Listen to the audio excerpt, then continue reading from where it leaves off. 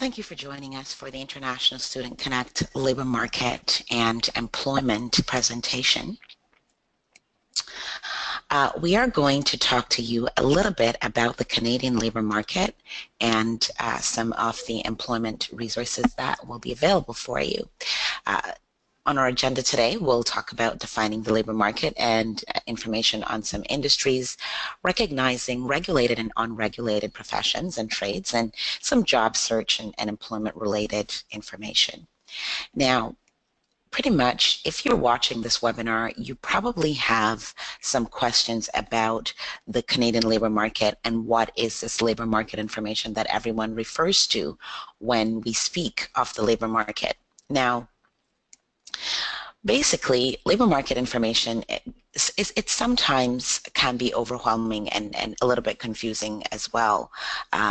It helps you to learn about things like the skills that are required for a particular job that you're looking for, the industries that are actually hiring, and the prospects within that industry, so whether it's good, it's fair, or excellent, and things like that. So for example, let's say you are an engineer and you're looking for work in you've just graduated, you want to move to a particular area in Canada, in Ontario, and you know that you're going to be looking for a job. Well, one of the things that we strongly suggest is that you do some labor market research prior to moving, because there could be, the possibility is there that wherever it is that you're planning to move, there may not necessarily be high job prospects in that area in your field. So this is where the labor market information becomes quite relevant and useful to you. Now, where can you find this information? It's practically everywhere. There's several different resources, and I'm just going to go through those very quickly. We have Job Bank. It's a website. Go to www.jobbank.gc.ca, and the page looks very similar to this one that we're showing here in the screenshot. It talks about jobs, immigration, travel, business, but as you go to the front page, there it is, labor market, and you simply have to click on that link. It is free for users, and it provides career information, opportunities about different jobs, educational requirements. It even go as far as to give you wage rates and salaries. So what would it be hourly? What would it be if you were getting salary? And the current employment trends and outlook for the next, let's say, sometimes it goes up to, I believe, about 5 years. So it's pretty good. Another resource is Stats Canada. It's www.statcan.gc.ca, and here it's broken down, the labor market information is broken down in terms of the different provinces within Canada. And so if you're living in Ontario, you simply need to go here, click on Ontario, and here you'll also find some valuable information on the labor market as well. So again, like I said, there are several different places. You can also go to the Ministry of Advanced Education and Skills Development. They operate the Employment Ontario Centres that actually helps to support people and give them information on labor market information as well. If you go into one of these Employment Ontario centres, you'll actually be able to speak to a settlement worker who's able to provide you with some information.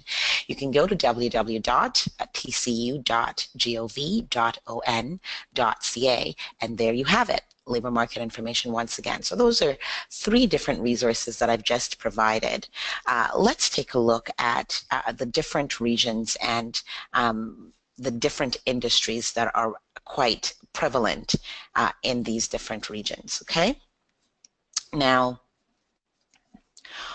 mining is generally found in Northern Ontario. So if you're into mining, then Northern Ontario is probably where you should be looking to settle if you are planning on remaining in Canada after you have after you've graduated. Agriculture is generally southwestern and close by the Niagara Peninsula. The tech industry is in Waterloo, the Waterloo region is just outside of Toronto, not very far from Toronto. And then if you're into banking and financing, then you know that Toronto is the place to be.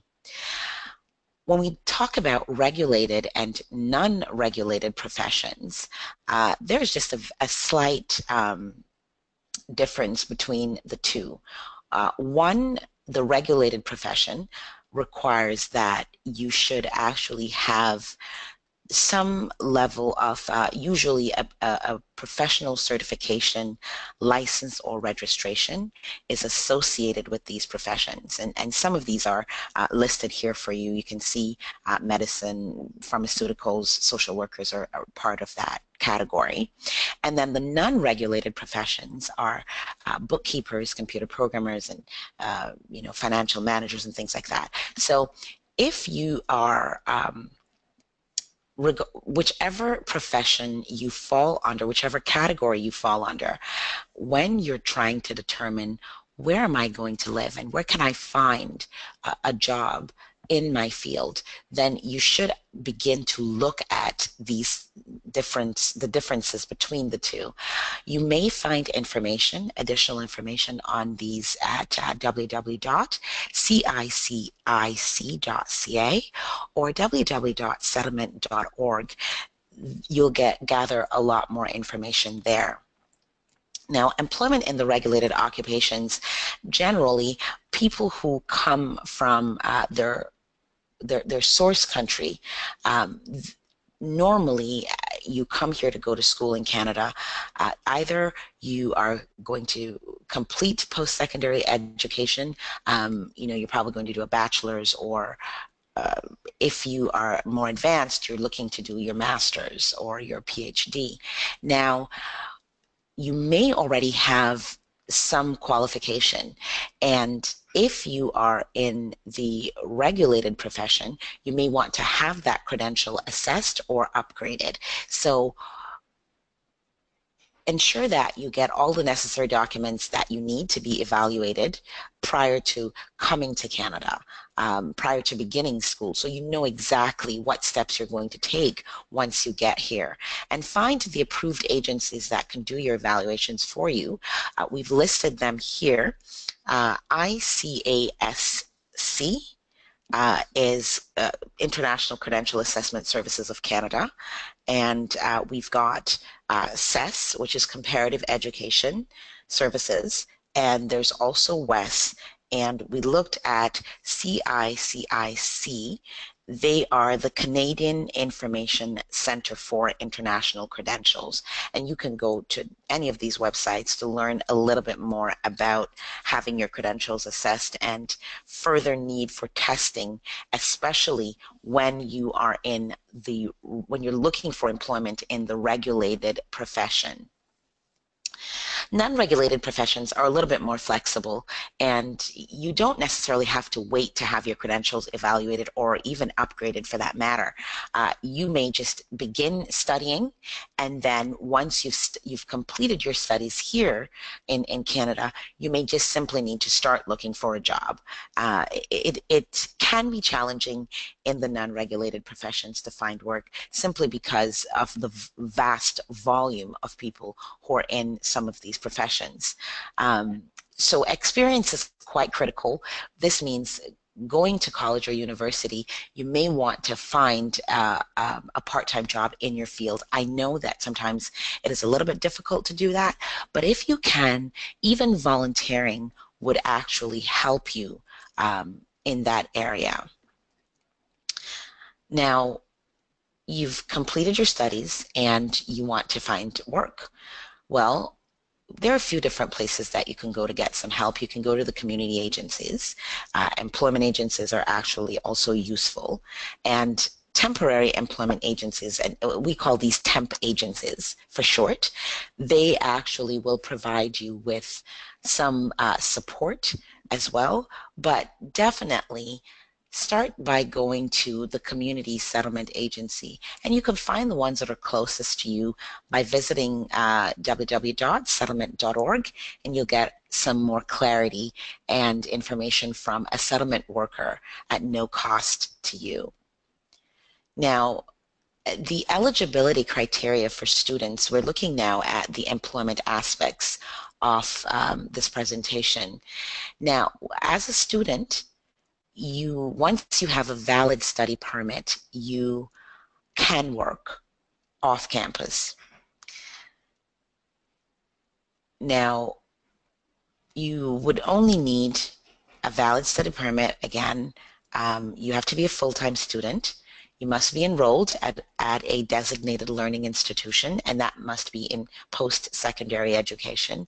If you're in Quebec, it's a vocational program. It also qualifies, or you're enrolled in any other professional training programs. Now, if you're looking for work off campus, the eligibility criteria for you to work off campus is that you're studying in Canada, and you may work up to 20 hours per week with your study permit full-time during the winter and summer and spring breaks. If you need more information about this, please visit www.cic.gc.ca /English/study/study-assess.asp, and there is a self-assessment tool that is located on the Immigration, Refugee, and Citizenship Canada website that is listed or that I just explained. Please do use that self-assessment tool, and that'll help you to understand what is the criteria for you to find a job and are there any additional exemptions. You will need your social insurance number or your study work permit. You'll need a resume and a cover letter and some references. Your professors generally can provide you with references depending on the type of job that you're looking for. There are some online resources in terms of job sites that you can look at when you're looking for work. Ontario.ca is one of them, workingincanada.ca, monster.ca, workopolis.ca, workinculture.org, charityvillage.org, settlement.org, and ontarionursing.ca for those who are in the nursing profession.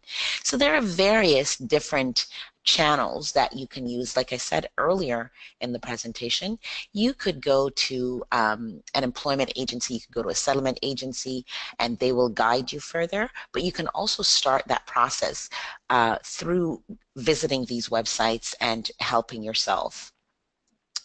A work week, when you decide to work, is considered a recurring period of 7 consecutive days. Now, these days may not necessarily be Monday, Tuesday, Wednesday, Thursday. Your work week could start on Wednesday. Your work week could start on Thursday, but they are consecutively, so you could work Thursday, Friday, Saturday, Sunday, Monday, and then you're off.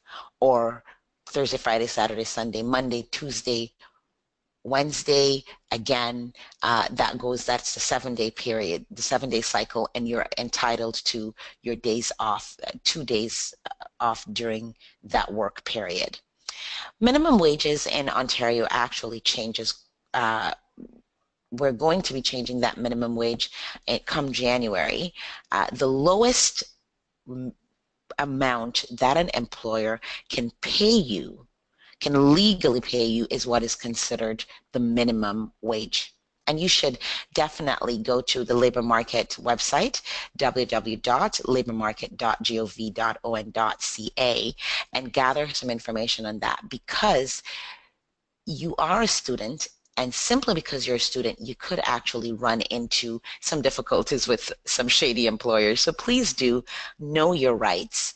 Ontario has more than one minimum wage. There is a general minimum wage rate for students. If you work less than 28 hours weekly, you will receive the student minimum wages. Now, if you work more than 28 hours weekly, you should receive the general minimum wages. But again, if you don't understand your rights, you could find yourself in a situation where the employer, you're working more than 28 hours, but the employer is still giving you the student minimum wage. So definitely check that out. Right now, minimum wages as of October 2016, which is when we had screenshot this from the labor markets website. It was $11.40 per hour. It has since gone to $11.60 for the general minimum wages. The student minimum wage changed to $11, and then there are some additional changes that were made. Come January 2018, the minimum wages are going to go to $14 an hour. So please do visit the labor market website to gather the most updated information at this point. There are some minimum wage provisions under the Employment Standards Act. Again, please do visit the labor markets website for more information. These professions are not covered under the labor market. So architecture, professional engineering, medicine, and optometry, all of these that are listed here are not covered under that act. So you could get paid more than the minimum wages. They could pay you a different wage. That's something that you do need to go and do some research on. That takes us to the resources that we have available for you. We have the International Student Connect website. On the website, you will find our International Student Guide, the fact sheets, our transition plan, a handbook, and various other resources. If you are part of one of the colleges or the universities that's taking part in the International Student Connect project, you will also be eligible to attend group session workshops, or you'll have access to one-on-one settlement support from one of our settlement workers. I'll just take a quick look at the transition plan that you can find on our website just to give you a little bit more information about this tool. It is actually a tool that is there to help you step by step create, as it suggests, a transition plan to, if you are planning on becoming a permanent resident after you graduate from the college or the university, there are various different steps that you need to follow in order to fulfill your requirements. And so what this transition plan does is it walks you through the different things that you need to do in order for you to complete that process. So please do visit our website at www.internationalstudentsconnect.org, and you can select the transition plan and just get started. You register and it will take you into the plan itself, and you'll be able to create your own transition plan. A little bit about the International Student Connect project. The project is funded by the Ministry of Citizenship and Immigration Canada. And this project was actually created to provide some settlement support to all international students and their families. We go into the, we partner with the institutions. So there are a few colleges and universities that we've partnered with. However, if you are not if you're not going to one of these colleges or universities, you still do have access to the resources that we have online. Costi Immigrant Services is the agency that coordinates the International Student Connect project.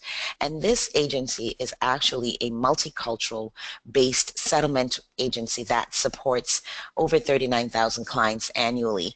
And there are about 17 locations across the Greater Toronto area. I am an employee of Costi Immigrant Services, and so what we would like you to do is, we've got several of these presentations online.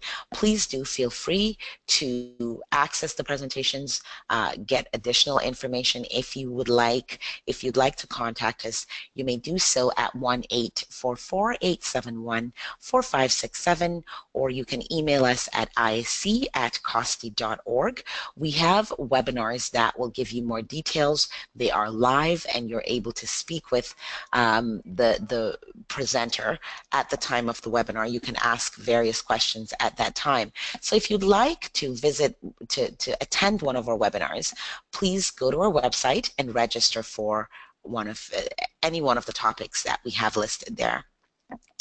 Thank you once again for viewing our presentation, and we hope to see you join us at one of our live webinars. Have a great day.